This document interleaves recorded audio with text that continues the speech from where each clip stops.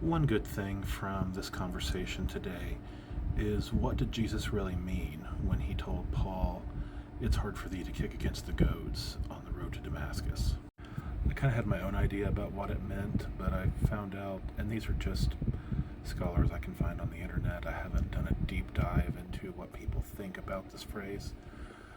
But Smith's commentary, he says, the Spirit of God was no doubt dealing with Paul before his conversion experience.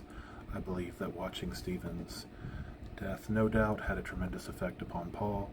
The Bible said that Stephen's face was shining like an angel, and as they were stoning him, Stephen prayed, "O Father, don't lay this sin to their charge. Into thy hands I commend my spirit." I'm certain that this had a powerful effect. It was a goad. Paul found himself kicking against it, but somehow there was a conviction there that, hey, I've never seen anybody quite like that. I never felt anything quite like what I felt when he was speaking. End quote. Now, I don't like to speculate, but I myself have kind of made that connection between Stephen's sermon and the first time that Paul preaches a sermon. I think it's Acts 13 to Israelites, that there's too many similarities to think that this sermon that Stephen preached didn't have an impact.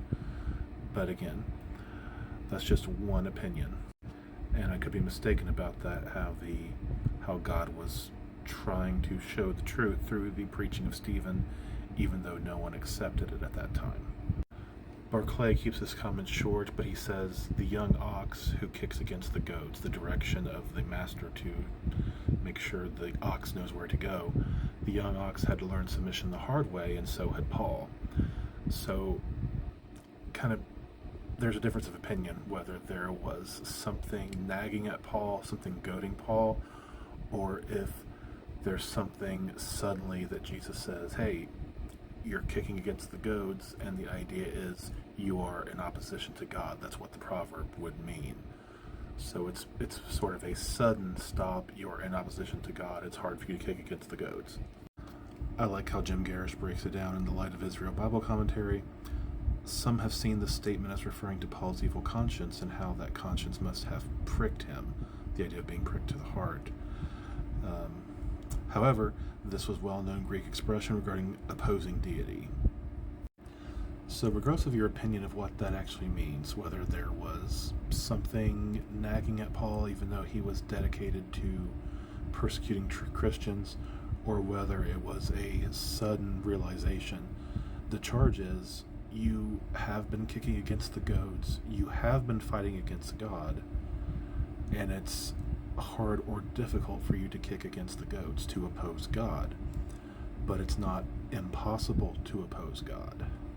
That was my only point, and no matter how you interpret the phrase, it does seem like there's something to that in the conversation to be had. I'm not going to say, like Smith, with certainty that there was a nagging at his conscience, but like for a period, even though he was actively doing what a good Pharisee would do, it may have been a very sudden realization caused by the appearance of Jesus that he was opposing God, and that could be all that's meant by the expression. If anyone has any more insight into that, I'm open for correction, but I find it interesting how short statements like this can open the door for multiple possibilities. But whichever way to take this phrase, it's not intrinsic to my particular position on any subject.